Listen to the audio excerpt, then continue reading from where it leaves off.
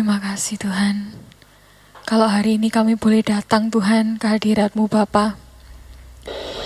Kami mau sembah Engkau Tuhan. Kami mau puji Engkau Tuhan karena Engkau kekuatan kami Yesus. Engkau perlindungan kami yang selalu ada bersama kami.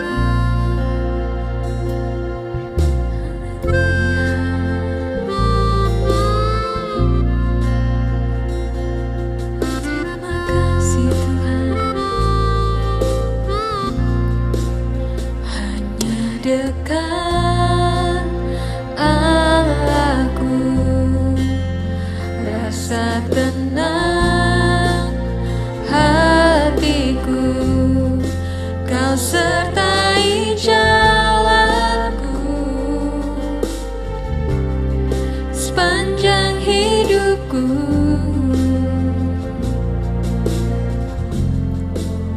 Hanya dekat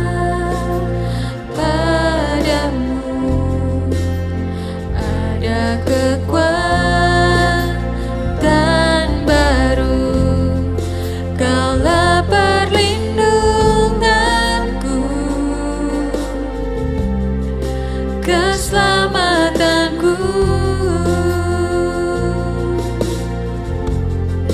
Ku ingin selalu bersekutu denganmu, menikmati hadiratmu, biarkan rohmu tinggal dalam hidupku. Sungguh indah bersamamu selamanya.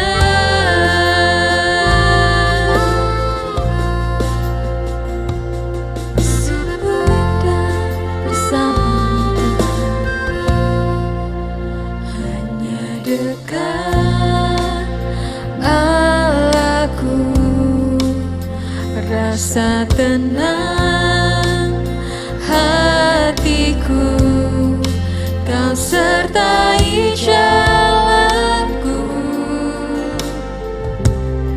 sepanjang hidupku. Hanya dekat, hanya dekat padamu, ada kekuatan baru, Kaulah perlindunganku, keselamatanku. Ku ingin selalu bersekutu denganmu, menikmati hadiratmu, biarkan rohmu tinggal dalam hidupku. Sungguh indah bersamamu, ku ingin selalu bersekutu denganmu, menikmati hadiratmu, biarkan rohmu tinggal dalam hidupku. Sungguh indah bersamamu selamanya.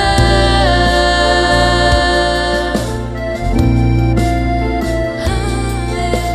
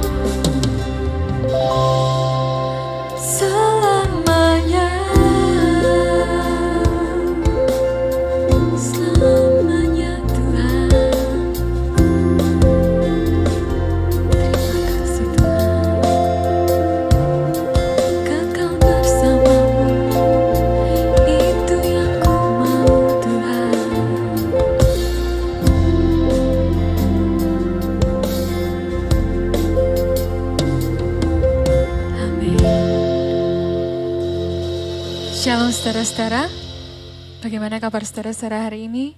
Mari sama-sama kita memuji dan memuliakan Dia karena kebaikannya dalam kehidupan kita. Kita sama-sama yuk.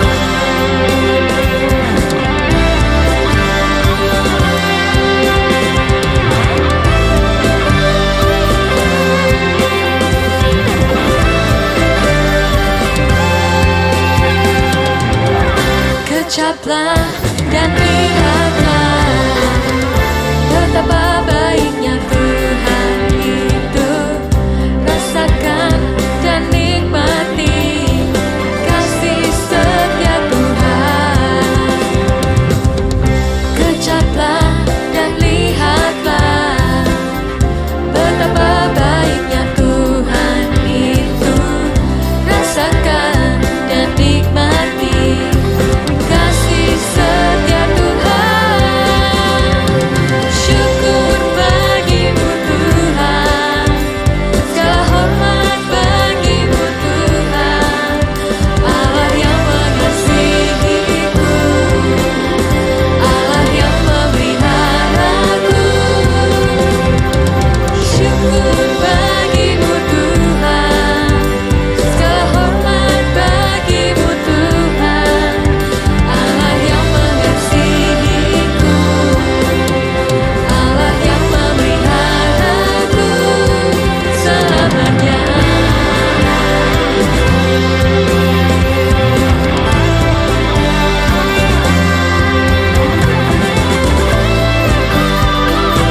Sama-sama kita nyanyikan.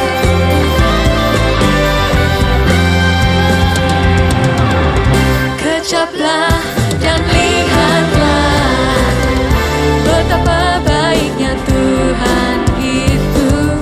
Rasakan dan nikmati kasih setia Tuhan.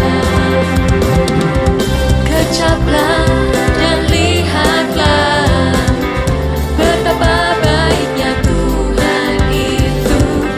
Rasakan dan nikmati kasih setia Tuhan. Syukur bagimu Tuhan, kehormat bagimu Tuhan, Allah yang mengasihiku, Allah yang memeliharaku. Syukur bagimu Tuhan, segala hormat bagimu Tuhan, Allah yang mengasihiku, Allah yang memeliharaku. Syukur bagimu Tuhan, segala hormat bagimu Tuhan, Allah yang mengasihiku, Allah yang memeliharaku. Syukur bagimu Tuhan, segala hormat bagimu Tuhan, Allah yang mengasihiku, Allah yang memeliharaku. Allah yang mengasihiku, Allah yang memeliharaku selamanya, selamanya.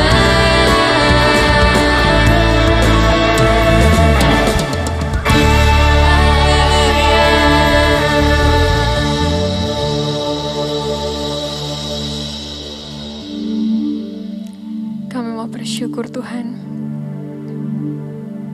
buat relationship ini Tuhan. Engkau yang mengasihi kami dan kami yang mengasihi Engkau Tuhan. Terima kasih Yesus.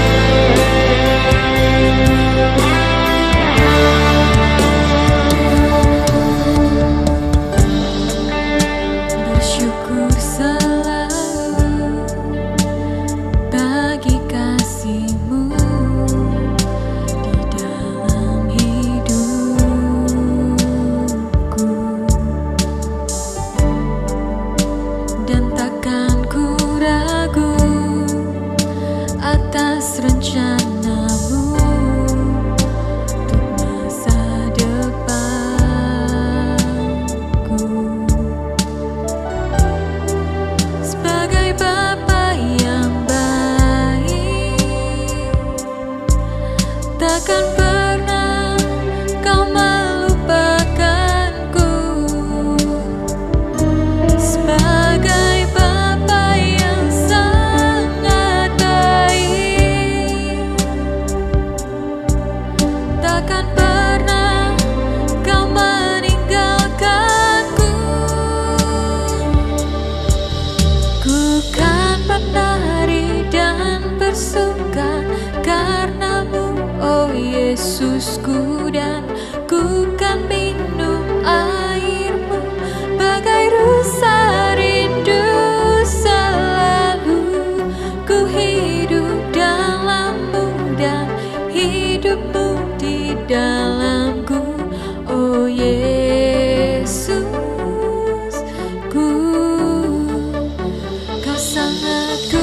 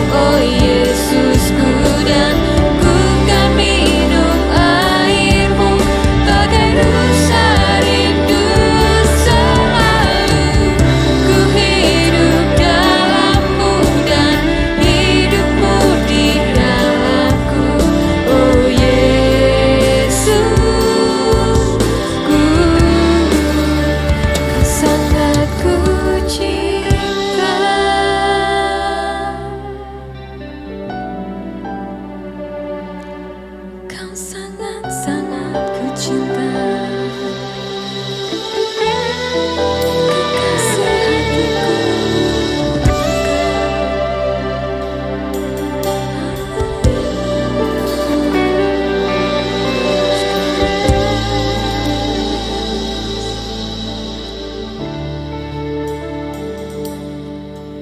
Ku kan menari dan bersuka karenamu, oh Yesusku, dan ku kan minum airmu bagai rusa rindu. Selalu ku hidup dalammu dan hidupmu di dalamku, oh Yesus.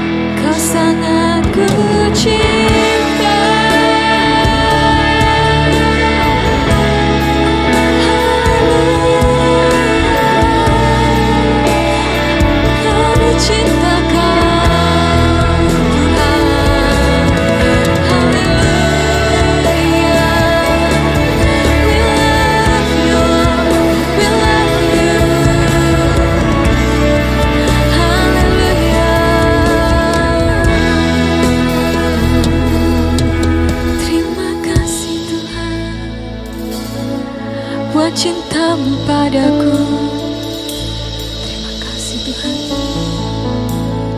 Kami mau belajar Tuhan, hari demi hari lebih lagi mencintai Engkau Tuhan. Taat Tuhan kepada hukum-Mu, berjalan bersama Engkau, melibatkan Engkau karena kami cinta akan Engkau Tuhan. Terima kasih Tuhan, terima kasih Tuhan. Hanya di dalam nama Tuhan Yesus kami berdoa dan mengucap syukur. Haleluya, amin. Shalom kaum muda yang diberkati Tuhan. Bagaimana kabar saudara hari ini? Kiranya kasih karunia dan damai sejahtera serta sukacita dari Tuhan Yesus menyertai saudara sekalian. Sebelumnya saya ingin mengucapkan selamat datang kepada saudara-saudara yang baru bergabung dalam live streaming Youth GBZ pada hari ini. Jika saudara tidak ada ikatan di gereja lain, saya mengajak saudara untuk bersama-sama mengikuti live streaming setiap hari Sabtu jam 5 sore, dan link live streaming bisa diakses di link yang di bawah ini. Selain itu, kami juga ingin mengajak saudara untuk bertumbuh bersama dalam persekutuan sel yang diadakan secara online melalui aplikasi Google Meet maupun Zoom. Jika ada pertanyaan mengenai persekutuan sel, dapat menghubungi nomor di bawah ini. Selain itu, apabila ada saudara-saudara yang ingin didoakan atau minta bantuan doa, saudara dapat mengakses link form di bit.ly/bantudoa. Apabila ada saudara-saudara yang rindu untuk memberikan persembahan bagi pekerjaan Tuhan, saudara dapat scan QR Code yang tertera pada layar saudara.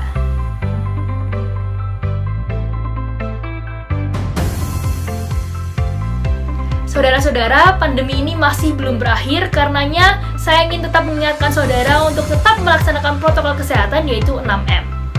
Selain itu, ibadah Youth GBZ masih dilaksanakan secara online melalui YouTube Cup GBZ, dan kita juga ingin menghimbau saudara-saudara untuk memfollow akun Instagram Cup GBZ dan Youth GBZ untuk info-info menarik dan masih banyak kuis-kuis dan game-game menarik lainnya di Instagram mereka. Mari saudara-saudara, sebelum kita mendengarkan firman Tuhan, saya ingin mengajak saudara-saudara untuk bersatu dalam doa. Tuhan Yesus, terima kasih Tuhan atas berkat-Mu pada sore malam hari ini Tuhan. Kami bisa berkumpul bersama Tuhan untuk bisa kembali memuji dan memuliakan nama-Mu dan bersatu dalam online live streaming ini Tuhan. Tuhan, kami teringat akan saudara-saudara kami Tuhan yang sakit Tuhan, baik itu COVID Tuhan maupun penyakit yang lainnya Tuhan. Kiranya bilur-bilur-Mu saja yang sanggup menyembuhkan Tuhan, juga kiranya Kau yang jamah mereka satu persatu Tuhan. Kami juga teringat Tuhan untuk pemerintah, untuk nakes dan garda-garda terdepan Tuhan. Kiranya Tuhan Kau yang berikan juga hikmat dan kasih karunia-Mu Tuhan bagi mereka Tuhan untuk bisa menentukan putusan-putusan Tuhan untuk kebaikan negeri ini Tuhan, dan supaya pandemi ini juga lekas berlalu Tuhan. Juga Tuhan Kau yang sertai Tuhan kami Tuhan, berikan kami iman Tuhan untuk bisa menghadapi pandemi dan menghadapi situasi-situasi yang sulit pada saat-saat ini Tuhan. Kau yang berikan kami iman Tuhan, Kau yang berikan kami damai sejahtera dan kasih dan sukacita hanya daripada-Mu saja Tuhan. Juga Tuhan, sebentar kami akan mendengarkan sedikit dari firman-Mu Tuhan. Kau yang sertai mulut lidah hamba-Mu yang akan memberitakan firman-Mu. Kau yang sertai Tuhan kami juga, Kau yang siapkan hati dan pikiran kami supaya kami bisa menerima firman-Mu dengan baik Tuhan. Terima kasih Tuhan, dalam nama-Mu kami sudah berdoa dan mengucap syukur. Haleluya, amin. Sekian pengumuman pada sore malam hari ini, dan selamat mendengarkan firman Tuhan.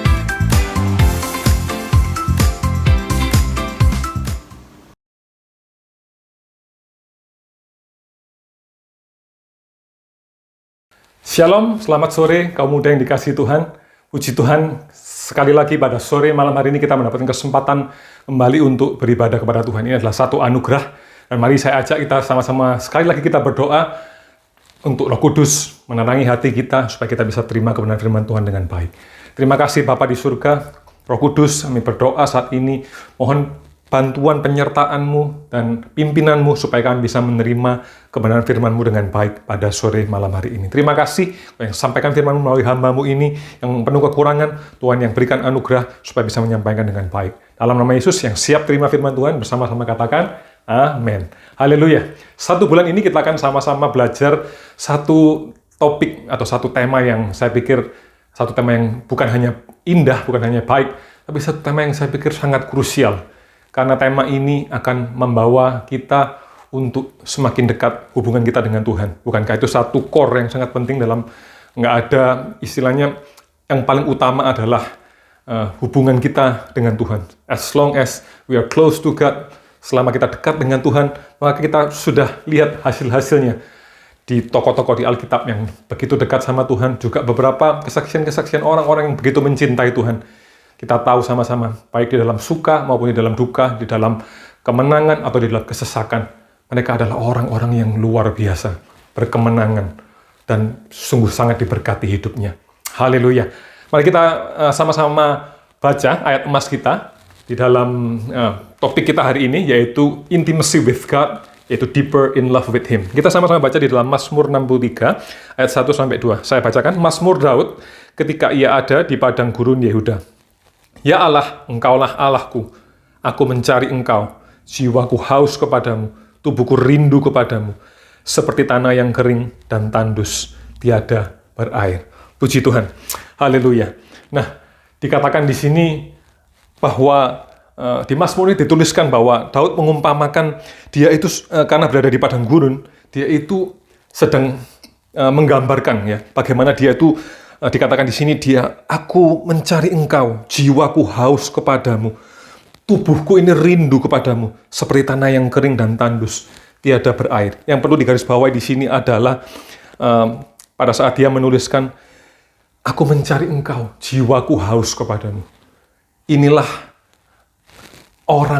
satu pribadi yang merindukan Tuhan, bukan karena satu kewajiban atau satu rutinitas, seperti satu hal yang didorong, yang harus diajari dan lain sebagainya. Bukan, tapi hubungan Daud dengan Tuhan. Daud itu mengumpamakan dia itu seperti haus akan Tuhan. Dia itu seperti padang gurun yang kering, yang jarang airnya. Tapi dia itu seperti merindukan Tuhan itu dengan luar biasa. Bukankah ini satu hal yang alami sekali dalam satu hubungan?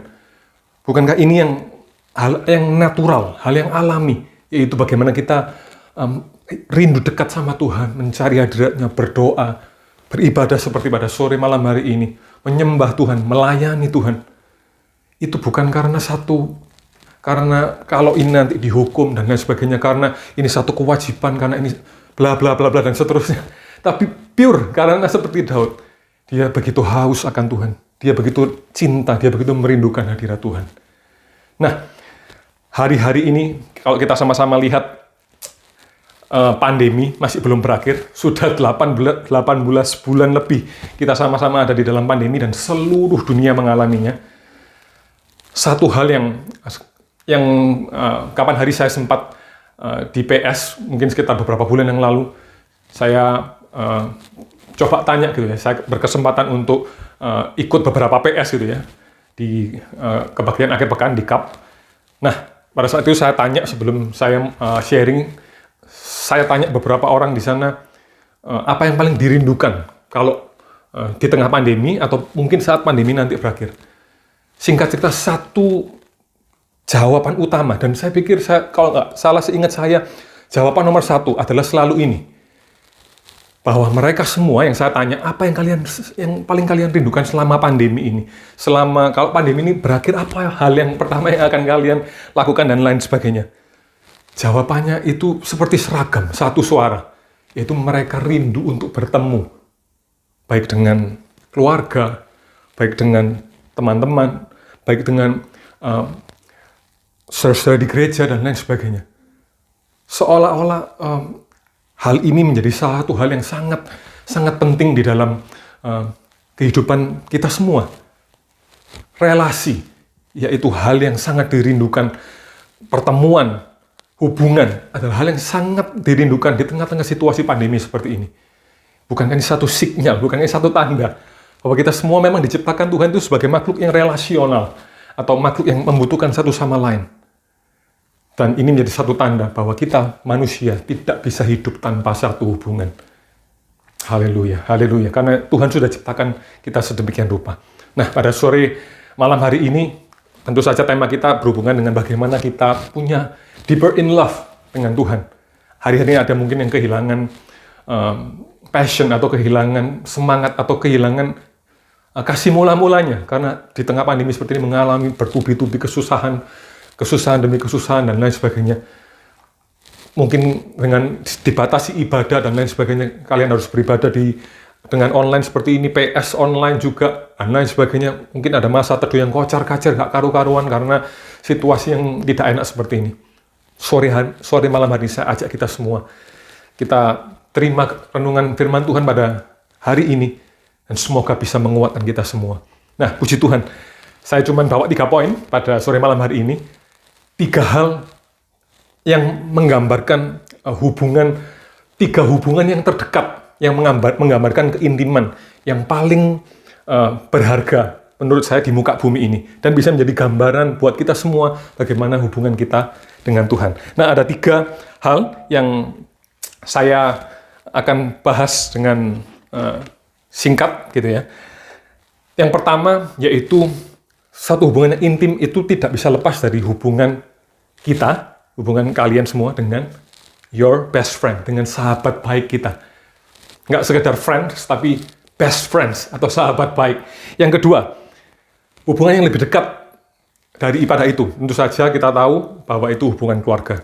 Nanti akan saya bahas bagaimana hubungan seorang ayah, seorang bapak dengan anaknya, yang sering digambarkan di dalam Alkitab bahwa seringkali Yesus menyebut Allah itu adalah Bapa dan seterusnya. Dan yang terakhir tentu saja menurut saya hubungan yang paling intim gitu ya, yang paling dekat sekali, yang sampai ada rumusnya 1 tambah 1 sama dengan 1, bukan 1 tambah 1 sama dengan 2, yaitu tentu saja hubungan suami istri atau hubungan mempelai gitu ya, yang menikah.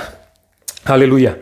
Puji Tuhan. Dengan cepat saja kita masuk bagian yang pertama, yaitu bagaimana God is my best friend, atau bagaimana hubungan kita dengan Tuhan itu seperti hubungan yang dekat sekali antara kita dengan seorang sahabat. Haleluya. Kita baca sama-sama ayatnya di dalam Keluaran 33 ayat 11. Dan Tuhan berbicara kepada Musa dengan berhadapan muka seperti seorang berbicara kepada temannya. Garis bawahi, berhadapan muka seperti seorang berbicara kepada temannya.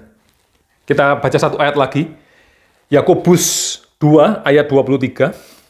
Di Alkitab, tokoh-tokoh yang besar dalam tanda kutip adalah tokoh-tokoh yang digambarkan hubungannya itu seperti dengan Tuhan itu seperti seorang teman yang sangat dekat sekali, sahabat karib gitu ya. Yakobus 2:23, dengan jalan demikian genaplah nas yang mengatakan, lalu percayalah Abraham kepada Allah, maka Allah memperhitungkan hal itu kepadanya sebagai kebenaran. Karena itu Abraham disebut sahabat Allah. Karena Abraham percaya kepada Allah, Allah memperhitungkan hal itu kepadanya sebagai kebenaran. Karena itu Abraham disebut sekali lagi sebagai sahabat Allah. Puji Tuhan. Nah, tadi Musa itu berhadapan muka dengan muka, seperti seorang teman dengan Tuhan.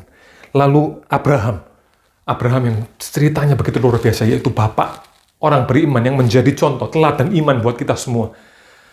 Dari hal yang mustahil, dari hal yang dia mengalami kesusahan untuk punya anak, bahkan mandul, bukan kesusahan, tapi Sarah sudah mandul, dia umurnya juga sudah 100 tahun gitu ya.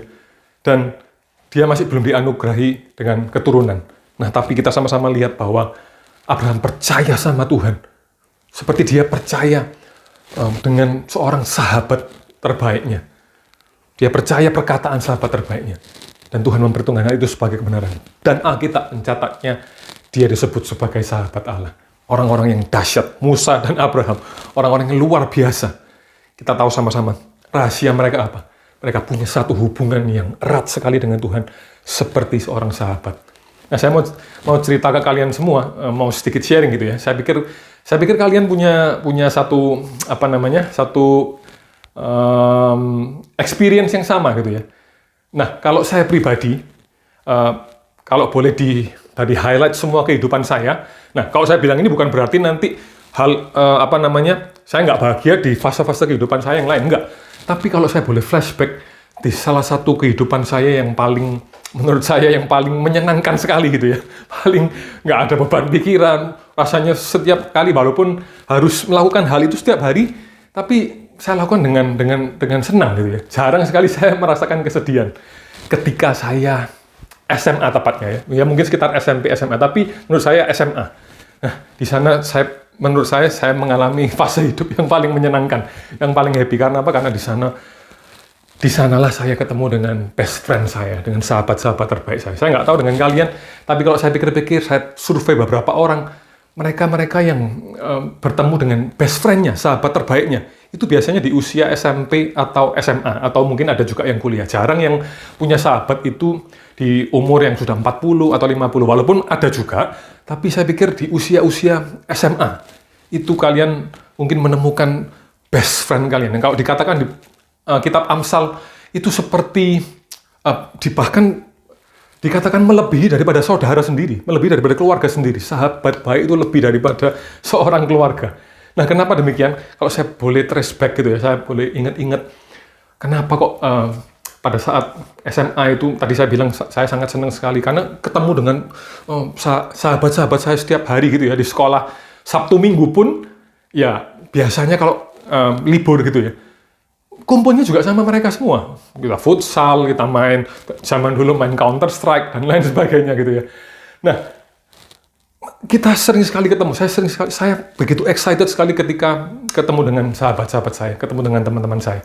Nggak di saat waktu yang senang seperti itu, yang seperti saya ceritakan tadi, tapi juga di saat-saat yang pada saat saya sedih, nah mungkin yang SMA gitu ya, yang mungkin lagi masa puber gitu ya, lagi naksir atau lagi jatuh cinta sama orang, atau mungkin beberapa ada yang mungkin ada yang sudah pacaran gitu ya. Nah, ketika momen-momen seperti itu, ketika ada di SMA kita mengalami kesulitan atau mengalami masalah, misalnya putus sama pacar gitu ya, atau nembak cewek ditolak gitu ya, atau macam-macam, atau ada yang nilai ulangannya jelek, ada yang mungkin nggak naik kelas dan lain sebagainya. Nah, saya ingat sekali pada saat itu kenapa seorang sahabat itu sangat satu hubungan yang sangat, menurut saya satu hubungan yang sangat memberkati. Karena seorang sahabat itu biasanya, sahabat yang baik itu menemani kita di saat kita mengalami situasi yang down, situasi yang seperti yang saya sampaikan tadi, ditolak pacar lah, atau mungkin gagal di studi dan lain sebagainya. Keindahan dari seorang sahabat itu apa? Bagi saya, waktu saya evaluasi, mereka itu tidak berusaha menggurui kita, nggak berusaha ngajari, atau bahkan berusaha pada saat kita down, mereka nggak menyalahkan kita, nggak, wah salahmu, gini dan lain sebagainya, atau mungkin ngajari, kamu mesti gini, dan lain sebagainya. Tapi mereka itu keindahannya adalah saat kita nangis, gitu, saat kita down, saat kita duduk, saat kita lesu, mereka itu duduk di sebelah kita, mereka nangis bersama, mereka berusaha taruh perasaan mereka itu seperti pada saat kita sedang mengalami kesusahan, kita sedang mengalami penderitaan, mereka duduk, mereka cuma nanya, mereka mungkin peluk kita, rangkul kita gitu ya. Sampai kita mungkin yang saya biasanya lihat jarang ya, kalau yang cowok-cowok gitu ya, kalau yang ini SMA ya, sepengalaman saya jarang cowok-cowok kumpul terus ada yang nangis terus kumpul terus dipeluk, jarang gitu ya. Tapi biasanya yang cewek-cewek, wah kan mungkin ada, saya pernah lihat itu di masa SMA saya, ada yang nangis gitu ya, pakai tisu, lalu temennya tuh wah dengan dekat sekali dia peluk gitu ya, terus ada beberapa yang mengelilingi itu, wes nggak apa-apa, jangan nangis, wes nggak apa-apa gitu ya. Saya pikir itu satu momen yang indah sekali gitu ya. Ketika ada satu orang yang sedih, teman-temannya berusaha menghibur dia. Nah, saya nggak tahu kalau laki mungkin beda gitu ya. Tapi tetap aja buat saya pribadi, pada saat saya down, teman-teman saya di sana itu seperti bahkan lebih daripada keluarga gitu ya. Kita mungkin bahkan ada yang lebih nyaman untuk cerita ke teman kita yang sepantaran ya, daripada mungkin cerita dengan orang yang lebih tua. Karena mungkin kita merasa dia tahu posisi kita, dia mensejajarkan posisi kita, teman kita mensejajarkan posisinya dengan kita, dia tahu perasaan kita, dia mengalami, dia punya ground yang sama dengan kita. Nah, ini satu keindahan kita punya sahabat. Saya mau bacakan satu ayat di dalam, ini bukan ayat tentang sahabat, tapi di sini ada poin penting tentang bagaimana Tuhan itu, seperti tadi saya bilang, punya empati, bahkan Tuhan di sini dijelaskan sudah merasakan beberapa pergumulan atau penderitaan kita. Kita buka sama-sama di dalam Ibrani 4 ayat 15. Sebab imam besar yang kita punya bukanlah imam besar yang tidak dapat turut merasakan kelemahan-kelemahan kita. Sebaliknya sama dengan kita, ia telah dicobai, hanya tidak berbuat dosa. Puji Tuhan. Mungkin konteksnya di sini imam besar, tapi saya ambil poinnya adalah imam besar yang kita dituliskan di sini. Imam besar yang kita miliki itu bukan imam besar yang, ya seperti saya bilang tadi, wah mungkin karena dia besar, karena dia ada jarak sama kita, dia mungkin senior, dia seolah-olah menggurui dan lain sebagainya. Enggak. Di sini so beautiful gitu ya. Dia turut merasakan kelemahan-kelemahan kita. Sebaliknya sama dengan kita, ia telah dicobai sama dengan kita. Dia turut merasakan. Tapi bedanya dia tidak berbuat dosa. Nah, yang poin ini apa? Di dalam poin God is our best friend. God is my best friend. Satu hubungan yang dekat seperti sahabat. Ketika kita jatuh, ketika kita down, ketika kita nggak punya clue, ketika kita nangis mungkin. Saudara ingat ada satu sahabat. Kalaupun sahabat, saya juga lihat faktanya. Sahabat di dunia mengkhianati, sahabat di dunia nggak lagi dekat. Sahabat di dunia mungkin seiring berjalannya waktu, karena mungkin sekolah ke luar negeri dan lain sebagainya, karena mungkin yang satu mungkin mengalami, mungkin jadi sukses yang luar biasa sehingga lupa sahabatnya. Ada satu sahabat yang sekalipun dia disebut imam besar, disebut yang maha tinggi, disebut dia Tuhan yang sangat luar biasa. Tapi dia bisa memposisikan dirinya sebagai seorang sahabat, sebagai seorang teman saat kita down.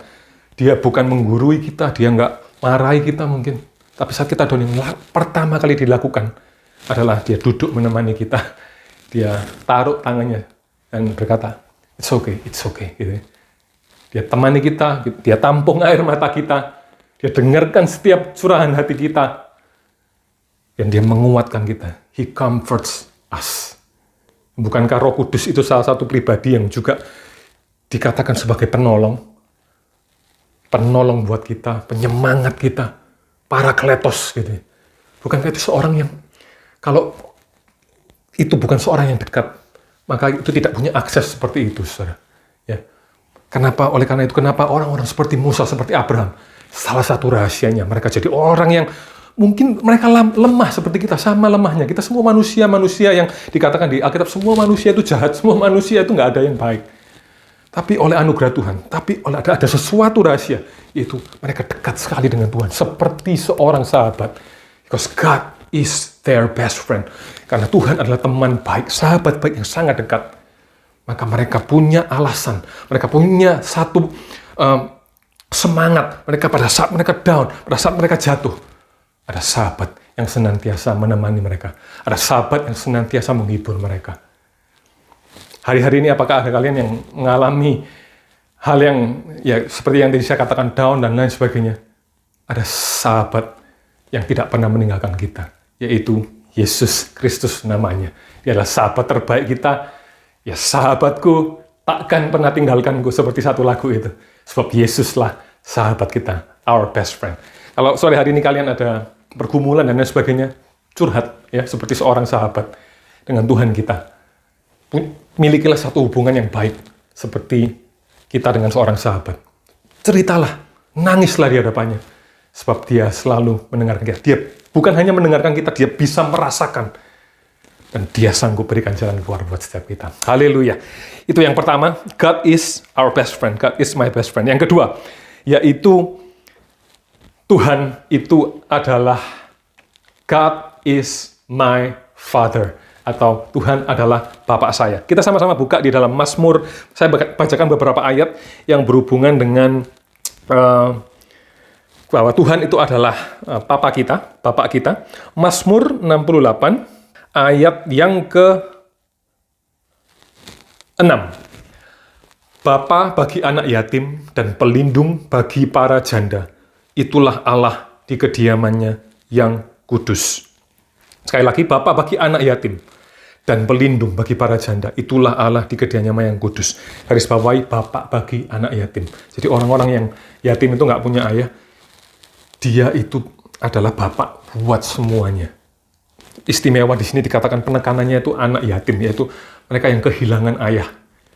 Tuhan itu bisa menggantikan posisinya. Bahkan Tuhan itu selama-lamanya Bapak buat kita semua yang mau menjadi anaknya tentunya. Haleluya. Yang berikutnya di dalam 1 Yohanes 3 ayat 1. Lihatlah betapa besarnya kasih yang dikaruniakan Bapa kepada kita, sehingga kita disebut anak-anak Allah. Dan memang kita adalah anak-anak Allah. Karena itu dunia tidak mengenal kita, sebab dunia tidak mengenal Dia. Jelas sekali dikatakan Dia adalah Bapa kita, sehingga kita disebut anak-anaknya.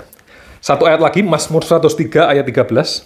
Seperti Bapa sayang kepada anaknya, demikian Tuhan sayang kepada orang-orang yang takut akan Dia. Seperti Bapa sayang kepada anak-anaknya, demikian Tuhan sayang kepada orang-orang yang takut akan Dia. Puji Tuhan.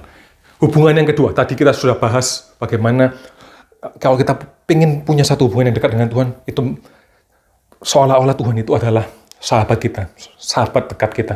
Yang berikutnya juga diajarkan di Alkitab, dituliskan berulang kali. Yesus sendiri juga selama hidupnya di dalam dunia, yang tercatat di Alkitab, satu kali aja dia panggil Allah itu Allah.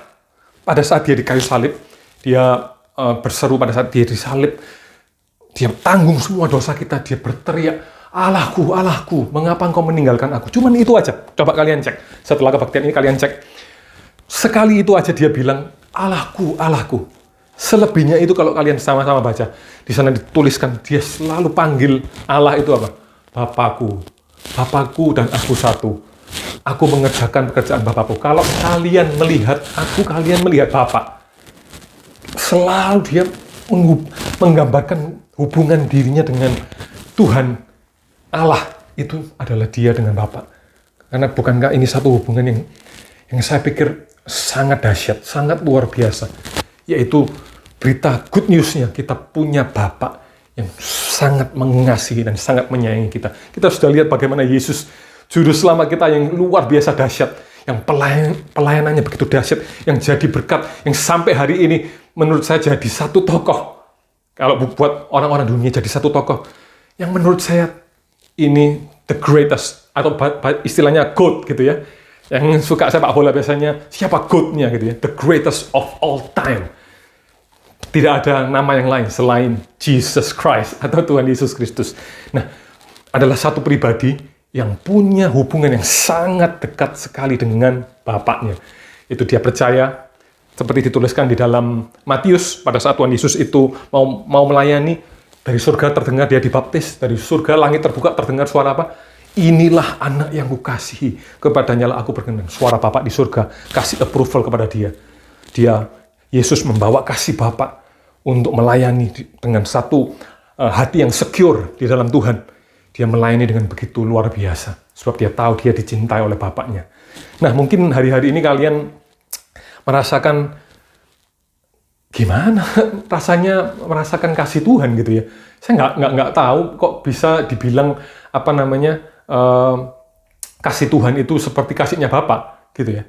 Nah, Alkitab kasih satu, kalau kalian mungkin bingung gitu ya. Saya juga beberapa waktu lalu, waktu saya lahir baru juga ya tahu itu cuma sebagai teori gitu ya. Oh ya, kasih Tuhan itu seperti kasih Bapa. Tapi ada satu hal yang luar biasa di dalam Lukas 11, kita buka sama-sama Lukas 11. Ini hal yang simple, yang bisa kasih tahu ke kita, bagaimana kita bisa memahami kasih Tuhan sebagai seorang Bapa. Ya. Kita buka di dalam Lukas 11, ayat yang ke-13. Di sini dikatakan, jadi jika kamu yang jahat tahu memberi pemberian yang baik kepada anak-anakmu, apalagi Bapakmu yang di sorga. Ia akan memberikan Roh Kudus kepada mereka yang meminta kepadanya. Sekali lagi, jika kamu yang jahat ini berarti Bapak yang di dunia, Bapak yang jahat, ya. Tahu memberi pemberian yang baik, kan konteksnya di sini di atas tentang Bapak, di ayat yang sebelumnya, di ayat yang 11 dan lain sebagainya. Apalagi, jadi Bapak yang jahat itu tahu memberi pemberian yang baik kepada anak-anaknya. Sekalipun jahat, sekalipun mungkin kriminal gitu ya, sekalipun penjahat, tapi dia masih punya hati untuk memberi makan anaknya, melindungi anaknya. Di sini dikatakan, apalagi Bapakmu yang di surga.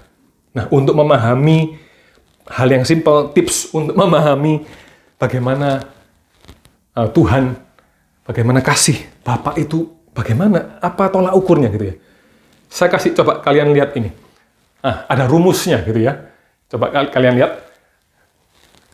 Di sana ada rumusnya bagaimana untuk memahami kasih Bapa. Kalau beberapa dari kalian yang bingung gimana ya cara memahami kasih Bapa. Ini adalah rumusnya, yaitu kalikan kasih Bapa di dunia, kasih Bapa jasmani kita, atau kasih Bapak biologis kita, Bapak yang ada di dunia ini, itu kalikan dengan, yaitu nolnya ada banyak ya, tapi saya pikir itu pun masih belum cukup, karena dikatakan di sini tidak terbatas kasih. Kita tahu kasih Tuhan itu kasih yang besar. Jadi kasih Bapa surgawi, KBS, itu sama dengan kasih Bapak jasmani dikalikan. Saudara mau kalikan berapa? 1 triliun, 10 triliun, 1000 triliun. Yang penting di sini intinya adalah kasih Bapa surgawi itu kalau kalian mengalami kasih, kalian mengalami pemeliharaan Bapak kalian di rumah. Contohnya, coba kalian ingat-ingat, saya percaya sudah, kalau ribuan mungkin lebih, ya, semua perbuatan baik, semua pemberian, semua pemeliharaan Papa kalian. Dari kalian kecil sampai mungkin berapa, kalian umurnya, ada yang mungkin 15 tahun, 16 tahun, 18, 30, 40 mungkin ada. Sampai kita, hari ini kita bisa tumbuh dengan baik, kita bisa berdiri tegak seperti ini. Dengan segala macam pengertian yang kita miliki, segala macam dan lain sebagainya. Salah satunya itu karena ada pribadi, yaitu Bapak kita, yang memelihara kita, mendidik kita. Entah berapa banyak pengorbanan yang dilakukan. Beberapa waktu lalu di sosial media saya pernah lihat satu hal yang saya pikir pertama lucu tapi mengharukan gitu ya. Yaitu ketika di sana dibahas tentang dia kasih satu artikel gitu ya. Sekarang saya tahu bahwa ketika ini cerita tentang seorang bapak yang punya bayi ya, punya anak. Nyawa seorang bapak itu istilahnya pokoknya gampangannya, nyawa seorang bapak itu harganya sama dengan satu botol. Ini mungkin minumnya, bayinya mungkin minum susu formula gitu ya.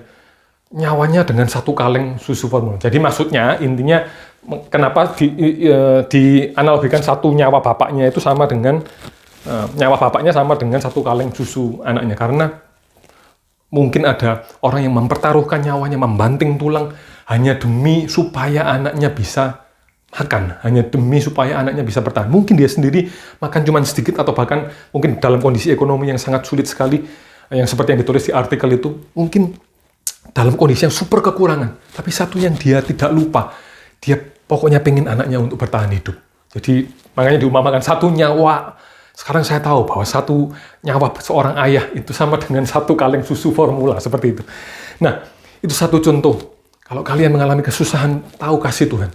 Kalikan kasih Bapak kalian, yang Bapak biologis kalian, Bapak di dunia ini. Itu kalikan dengan lipat kali gandakan. Maka kalian bisa tahu betapa kasih Tuhan itu luar biasa buat setiap kita. Haleluya, haleluya. Bahwa kita punya Tuhan yang luar biasa. Nah, untuk mengakhiri poin yang kedua ini, yaitu Tuhan sebagai Papa kita. Kita punya satu hubungan yang intim sekali dengan Bapa kita, menyadari bahwa Dia itu sangat mengasihi kita. Tadi sudah saya bahas panjang lebar bagaimana kasih Tuhan itu begitu besar sekali buat kita. Saya akan tutup dengan satu cerita yang saya alami sendiri gitu ya. Saya punya bayi yang sudah umurnya 18-19 bulan hari-hari ini, yaitu bayi perempuan gitu ya. Dan satu momen yang menurut saya, bagi saya yang sulit ditukar untuk walaupun hal yang sangat sepele sekali, tapi sulit sekali ditukar dengan hal-hal yang lain yang mungkin terlihat begitu spektakuler gitu ya. Yaitu ketika momen saya menggendong anak saya gitu ya. Menggendong anak saya peluk, saya taruh di sini, lalu dia mungkin lagi ngantuk atau mungkin lagi rewel gitu ya. Terus saya tenangkan dan dia itu sandaran di pundak saya ini. Lalu saya peluk dia dan saya tenangkan gitu ya. Waktu saya merasakan itu, it feels like heaven gitu ya. Kalau istilahnya orang-orang, mungkin beberapa kalian itu mengumpamakan satu hal yang sangat indah sekali, atau hal yang kalian merasakan satu hal yang bahagia sekali. Itu it feels like heaven, man, gitu ya. Mungkin istilahnya seperti itu. Nah, sama halnya ketika saya peluk anak saya sedang gendong-gendong dia, it feels like heaven gitu ya. Saya merasakan saya begitu mengasihi dia, saya sangat mencintai dia. Tadi sudah dikatakan di dalam Lukas 11 ayat 13, kalau bapak yang jahat, termasuk saya, bapak yang penuh dengan kekurangan, itu tahu memberi pemberian yang baik, Apalagi Bapak kita di surga. Kalau saya aja yang penuh dengan kelemahan dan dosa, saya punya hati, saya punya keinginan, saya punya hal yang alami, yaitu ketika saya peluk anak saya merasakan dekat dengan anak saya peluk, saya cium, saya rangkul, saya gendong, itu saya senang sekali di hati. Satu perasaan yang tidak terungkapkan gitu ya, saya sangat senang sekali. Nah, apalagi Bapak yang di surga. Nah, sore hari ini, malam hari ini saya mau sampaikan ke kalian semua, seperti saya meluk, seperti saya rindu untuk anak saya ada di dalam pelukan saya. Yang rasanya tadi it feels like heaven. Apalagi Tuhan, yang hari-hari ini sedang menantikan kita semua, terutama kalian-kalian yang sedang jauh dari Tuhan. Mari sore malam hari ini saya ajak semua kalian yang hari-hari ini kalian jauh dari Tuhan. Kalian mungkin sudah nggak saat teduh lagi, mungkin ikut ibadah online ini mungkin pas kebetulan hari ini. Aduh, masa nggak ikut, kalian nyalakan. Saya bilang ini bukan kebetulan gitu ya. Kalian yang menyaksikan ini, hari ini yang menyaksikan ini bukan kebetulan. Saya mau sampaikan kabar baik. Ada Tuhan, Bapa kita di surga yang saat ini tangannya sedang terbuka. Yang dengan hati yang bergelora, rindu kalian semua yang jauh darinya. Saat ini mendekat dan dipelukannya, dia peluk, dia rangkul kalian, dia menenangkan kalian, dia menghibur kalian. Dan sebagai seorang bapak, mungkin hari-hari ini kalian mengalami kekurangan kah? Atau kalian menghadapi satu ketidakpastian di dalam masa depan. Hei, saya mau katakan ke kalian semua pada sore malam hari ini, kita punya Bapa yang akan menjamin masa depan kita. Ada amin? Haleluya. Karena itu, don't waste your time. Hari-hari ini, besok, pagi, mulailah. Kalau kalian ambil waktu saat teduh yang terbaik. Tapi jangan sampai kita jauh dari kasih Tuhan. Karena dia sendiri sebagai Bapa itu rindu untuk memeluk kita. Rindu untuk dekat dengan kita seperti seorang Bapa yang sangat mengasihi anaknya. Hari-hari ini, mari, saudara yang sudah dekat sama Tuhan, kalian saya percaya sedang bersuka cita, dan di hari-hari pandemi seperti ini, kalian tetap punya satu optimisme, kalian punya satu iman yang teguh. Saya percaya itu bukan karena kuat dan gagah kalian, tapi karena kalian selalu dekat. Karena itu kalian selalu aman. Kalian melihat pandemi ini, ya memang nggak enak dan lain sebagainya, tapi pandangan kalian, nggak, Tuhan pasti punya masa depan yang terbaik buat saya. Go on, teruskan. Tapi buat kalian semua yang sedang jauh dari Tuhan, sore hari ini berita baiknya, ada Tuhan yang tangannya terbuka, siap untuk memeluk kalian semua. Haleluya, haleluya.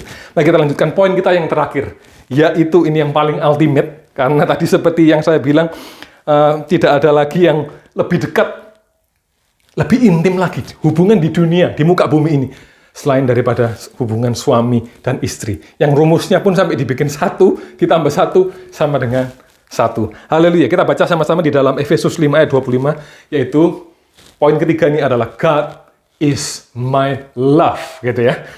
Tuhan adalah kekasih jiwa saya. Tuhan adalah kekasih saya.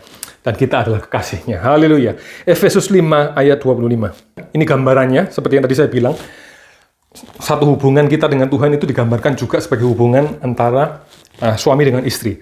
Hai suami, kasihilah istrimu sebagaimana Kristus Yesus telah mengasihi jemaat dan telah menyerahkan dirinya baginya. Bukankah jemaat itu kita semua orang-orang yang percaya dengannya?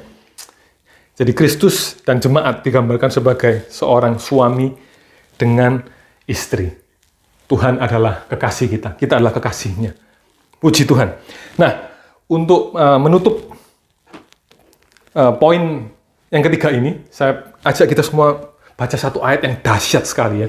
Kita buka di Kidung Agung. Ini ayat yang kalau kalian yang nggak romantis gitu ya, kalian yang mungkin kehabisan kata-kata, kalian bilang, oh aku nih kalau di hadapan kekasihku, di hadapan orang yang saya taksir gitu ya, yang saya di dalam orang yang saya kejar gitu ya, itu saya speechless gitu ya. Atau kalian yang mungkin sudah berpacaran atau yang sudah bertunangan, mungkin kalian aku selalu speechless di hadapannya. Padahal aslinya ya bukan speechless gimana sih, tapi ya emang nggak punya perbendaharaan gitu ya. Saya ajak kalian untuk belajar Kidung Agung, dihafalkan lah setidaknya ya. Kidung Agung itu adalah sarana yang disediakan di Alkitab untuk bisa merayu gitu ya. Puji Tuhan. Kidung Agung Kita lihat sama-sama Kidung Agung 8, ini salah satu ayat yang terkenal gitu ya. Taruhlah aku seperti meterai pada hatimu, seperti meterai pada lenganmu. Karena cinta kuat seperti maut, kegairahan gigih seperti dunia orang mati. Nyalanya adalah nyala api, seperti nyala api Tuhan. 7. Air yang banyak tak dapat memadamkan cinta. Sungai-sungai tak dapat menghanyutkannya. Sekalipun orang memberi segala harta benda rumahnya untuk cinta, namun ia pasti akan dihina. Wow, what a powerful statement, what a powerful speech. Kalau kalian speechless, kalian ucapkan ini aja sama kekasih kalian. Hai A, si B, taruhlah aku seperti meterai pada hatimu, karena cintaku kepadamu kuat seperti maut, seperti nyala apinya Tuhan. Air yang banyak, arus, di sini dikatakan arus sungai yang begitu kencang, nggak akan bisa memadamkan cintaku sama kamu. Sekalipun orang memberi segala Ferrari, Lamborghini, atau tas-tas bermerek ratusan juta untuk cinta, namun ia pasti akan dihina. Wah, saya percaya kalau kalian bisa berkata-kata seperti itu, ya kurang lebih saya yakin 70-80% chance-nya gitu ya. Kekasih kalian akan makin jatuh cinta gitu ya. Puji Tuhan. Nah, saya mau bahas ada 3 di sini ya. Seperti yang kita baca barusan, 3 hal untuk menutup poin yang ketiga ini, yaitu cinta itu kuat seperti nyala api Tuhan. Cinta itu seperti sungai yang tidak bisa menghanyutkan. Jadi air yang banyak itu tidak bisa menghanyutkan. Air di sini dikatakan itu seperti arus sungai. Bukan, jangan dibayangkan sungai-sungai yang kecil gitu ya, atau sungai di belakang gereja yang arusnya ya nggak jelas gitu ya. Tapi itu kalian bayangkan satu arus sungai yang arusnya deras sekali, itu nggak bisa memadamkan cinta dan nggak bisa menghanyutkan. Dan yang terakhir dikatakan tidak bisa, segala harta benda itu nggak bisa. Di sini dikatakan memberi segala harta benda untuk cinta, karena dia pasti akan dihina. Ada 3 hal. Dengan cepat, yang pertama, bahwa cinta itu seperti nyala api Tuhan. Nah, kenapa diumpamakan sebagai api? Kalau kita, saya bilang di sini, kalau kita punya satu cinta yang dahsyat gitu ya. Ini kita ngomong yang cintanya sesama manusia lah, ya, seperti suami istri. Nanti di akhir kita baru ngomong cintanya Tuhan. Nah, cinta itu bisa, kenapa diumpamakan seperti maut, seperti nyala api? Karena coba saudara perhatikan, berapa banyak orang yang mau berkorban untuk cinta. Segala macam hal itu dibabat habis, dimakan habis. Kalau saudara lihat kebakaran, api itu bagaimana sifatnya, saudara? Dia akan makan habis segala apa yang di depannya. Dia akan makan, dia begitu membakar, dikatakan di Yakobus, lidah itu, di sana diumpamakan lidah itu seperti api yang kecil, bisa membakar seisi hutan. Api itu asalnya kecil, tapi begitu dia bakar itu sebelah kiri kanannya, ada sesuatu yang bisa dibakar, maka dia akan telan habis, dia akan bakar. Dari api yang kecil, itu bisa timbul jadi api yang sangat besar sekali, membakar, melalap habis semuanya. Bahkan kebakaran yang dahsyat yang terjadi, kalau kalian tahu semua kejadian kebakaran, mungkin di perkotaan, tapi yang lebih dahsyat lagi ketika saya kapan hari sempat dengar berita di Australia, kalau nggak salah ya, ada kebakaran hutan yang berhari-hari nggak selesai. Karena apa? Karena ada api yang terus-terusan membakar. Nah, cinta itu seperti nyala api. Bahkan di sini dikatakan, Kidung Agung ini meng-exaggerating gitu ya, dilebih-lebihkan gitu ya. Bahkan diumpamakan cinta itu seperti nyala api Tuhan. Apa nyala api yang lebih dahsyat daripada nyala apinya Tuhan?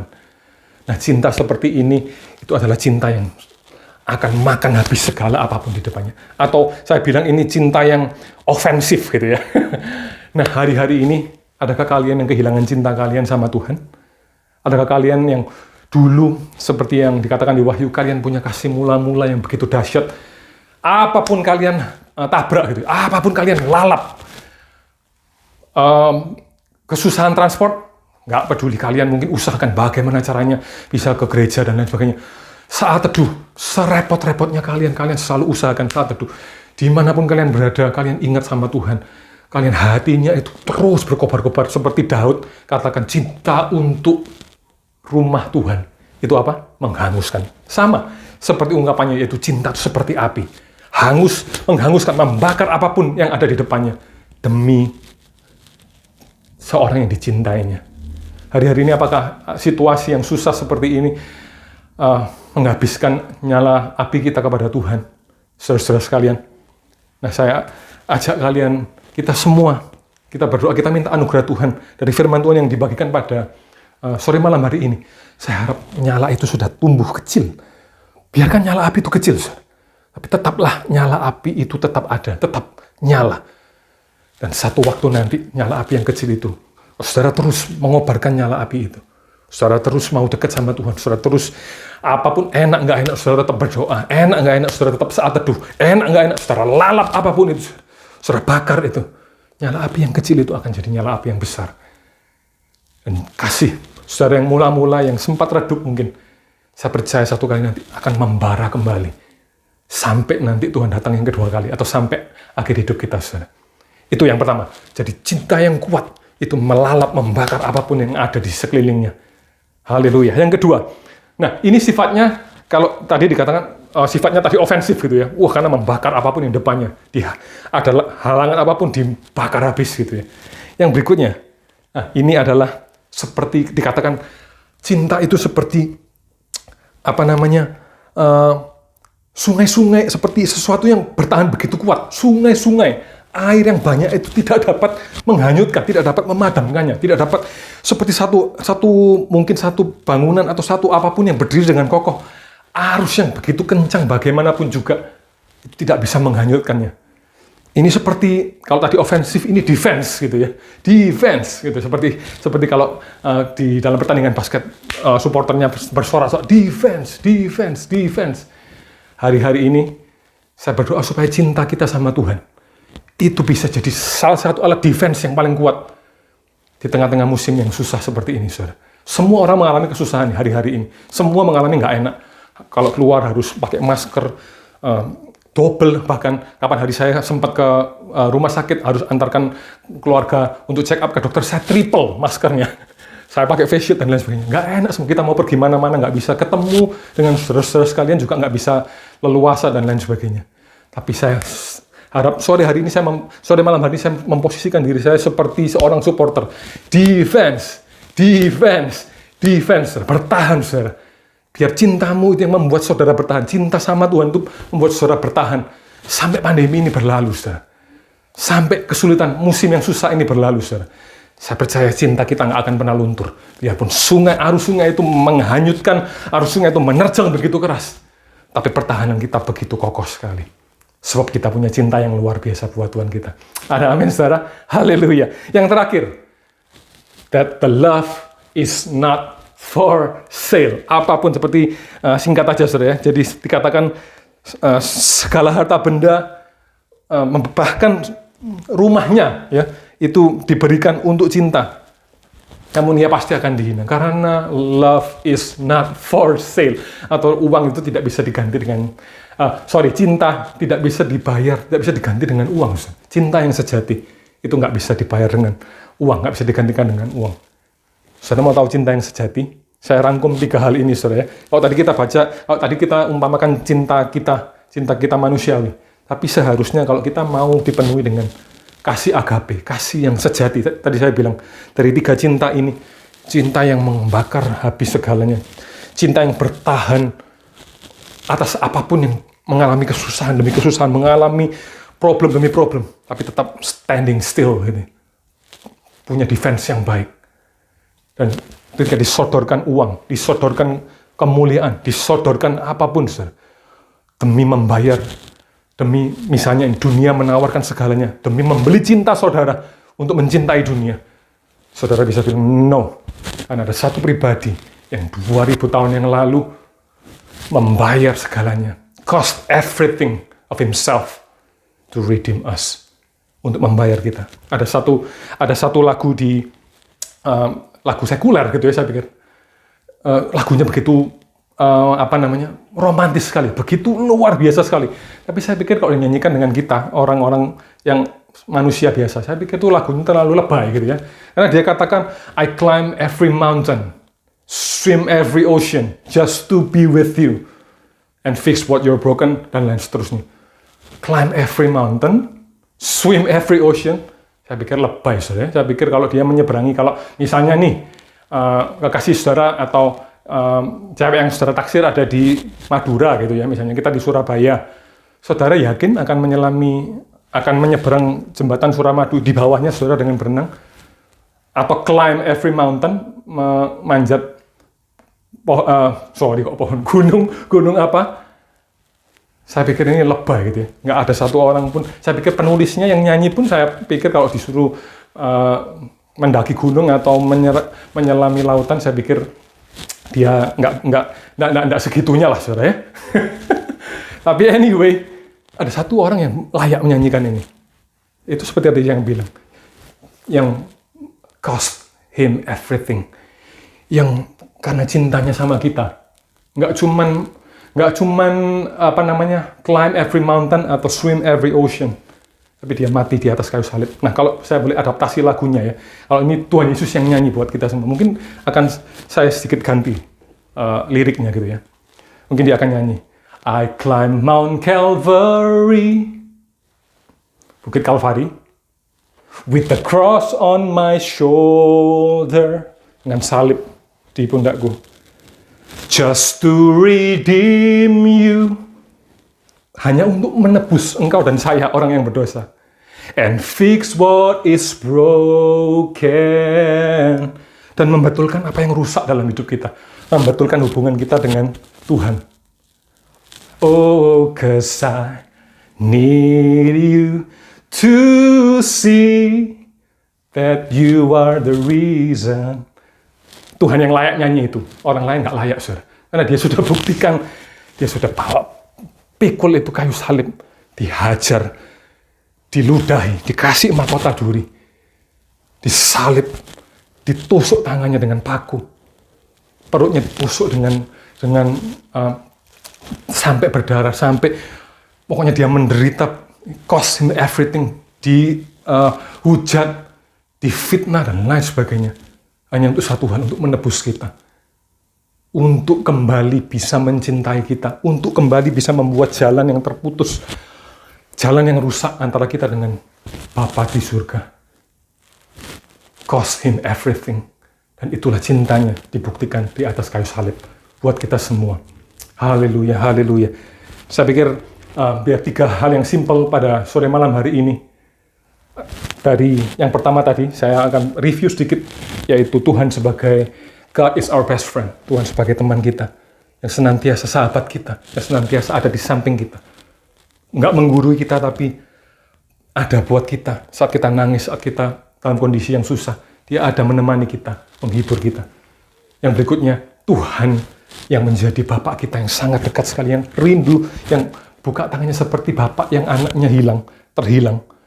Anak bungsu yang terhilang, dia rindu tiap hari, tangannya terbuka, dia rindu mencari-cari orang yang mau kembali ke pelukannya untuk dia peluk, untuk dekat dengannya kembali.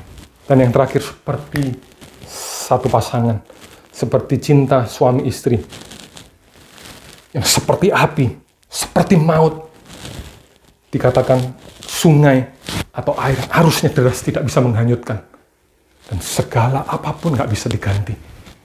So, cinta sejati, cinta yang ditunjukkan Tuhan Yesus di atas kayu salib, itu adalah cinta yang sejati yang membuat kita diselamatkan, membuat kita diperbarui, membuat kita yang hina ini, yang jahat ini, kita disucikan, dikuduskan, dan kita bisa kembali dekat dengan Tuhan. Haleluya. Saya harap sedikit renungan ini, 3 poin ini, saudara bisa renungkan kembali, dan hari-hari ini biarlah saudara makin dekat, makin intim dengan Tuhan di dalam keseharian kita. Puji Tuhan, puji Tuhan.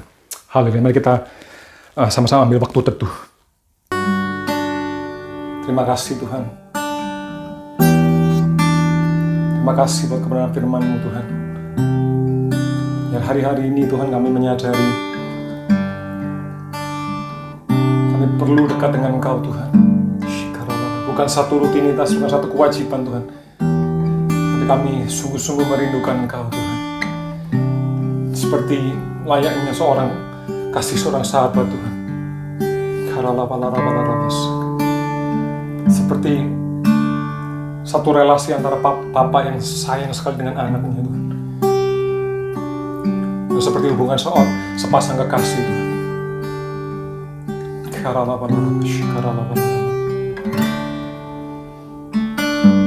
Haleluya, haleluya.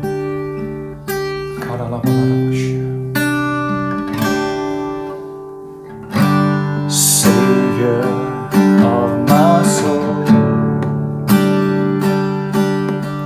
I confide in you through all my darkest moments.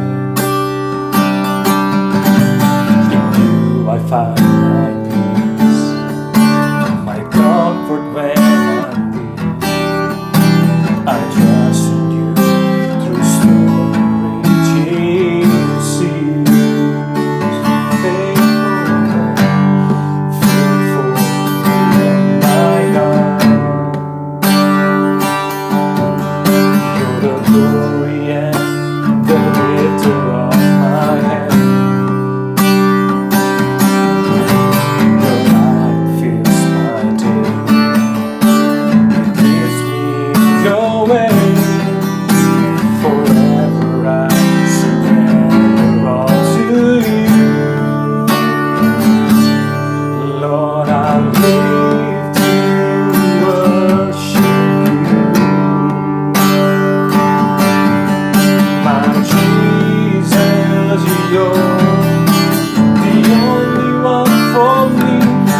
Nothing will ever take your place, my precious Savior. Who can stand alone and real live? Lord, I live to honor you. And I long to believe my life not for me, take me higher